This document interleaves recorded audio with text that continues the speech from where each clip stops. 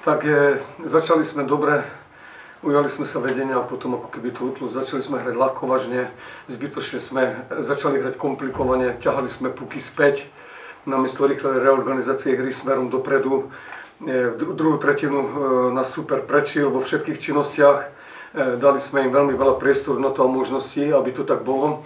V tretej tretine sme zmenili hru, viac sme sa dostávali k superovi do pásma, dokázali sme tam podržať puk, ale sme boli málo efektívni, ale aj málo tak zdravo agresívni v tej koncovke, alebo sme to riešili veľmi pomaly.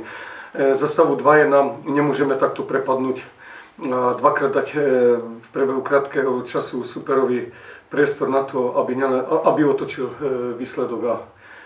A veľmi ma to mrzí, lebo dneska sme mohli byť oveľa spokojnejší už, čo sa týka do záveru tejto sezóny, tak musíme sa teraz pripraviť a sústrediť na najbližší zápas a všetko napraviť.